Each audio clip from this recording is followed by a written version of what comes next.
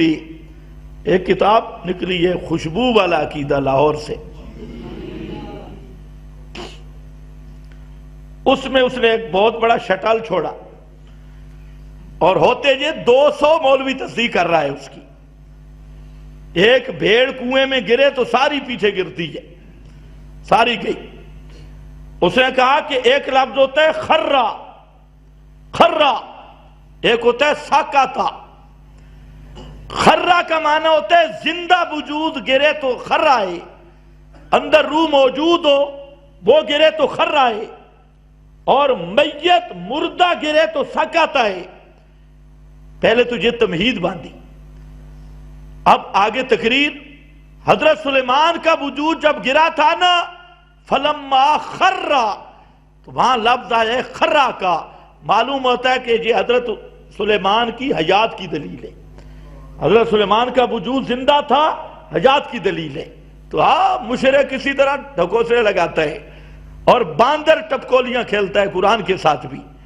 اب اس سے کوئی پوچھے بھئی یہ جو تم نے تمہید رکھی، سکاتا اور خرہ کا فرق کیا ہے، 14 صدیوں میں کسی محدث نے، مفسر نے، اہل لغت نے، اہل معانی نے کوئی کتاب اس کی بیک پہ مل سکتی ہے جنہوں نے یہ فرق کیا ہو؟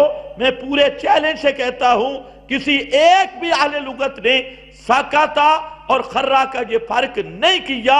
یہ حضرت لاہوری، یہ لاہور والے بدبودار عقیدے والی سرکار کا شٹل اور بکواس سے جھوٹ ہے لغت پر اور اہل شریعت پر. کسی کتاب میں یہ مسئلہ موجود نہیں. نمبر 2، بخاری اٹھاؤ. بخاری میں موجود ہے کہ رسول پاک صلی اللہ علیہ وسلم گھوڑے سے گرے اور وہاں لفظ ساکاتا کہے.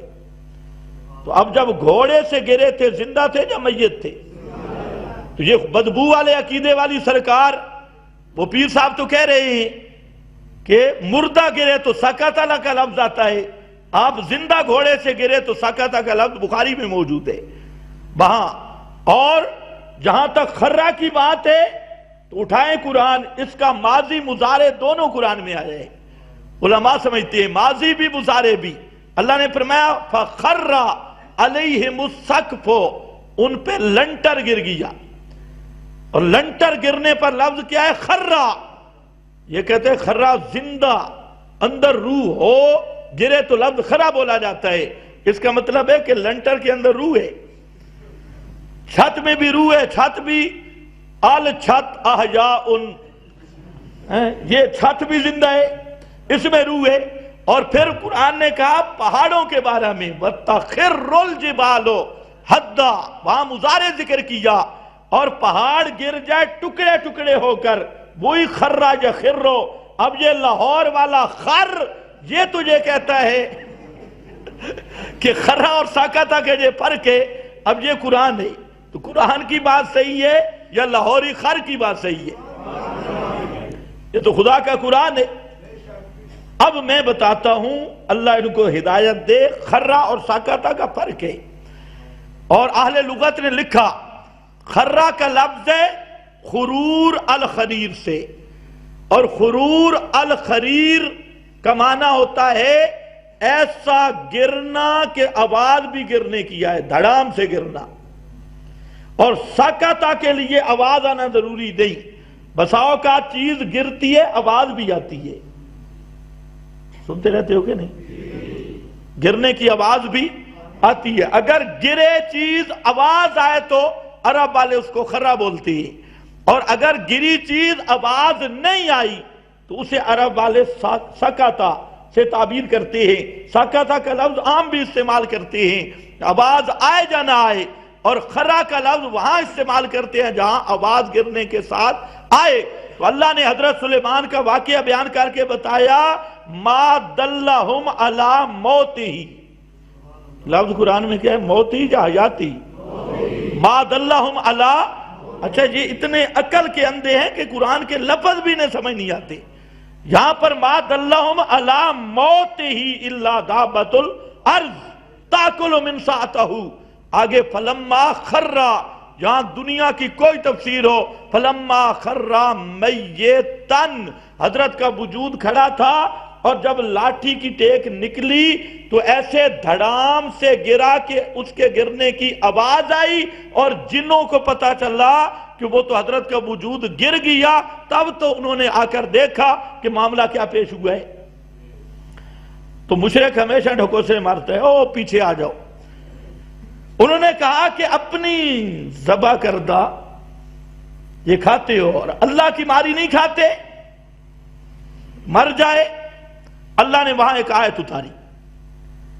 ایک طرف پیارے پیغمبر فرماتے تھے کہ جو بغیر ذبح کے مر گئی وہ حرام ہے، ایک طرف حاجی ابو جہل شاہ صاحب، اس کی پارٹی تھی، وہ کہتی ہے جو بغیر ذبح کے مر گئی حلال ہے، وہ بھی کھانی جائز ہے۔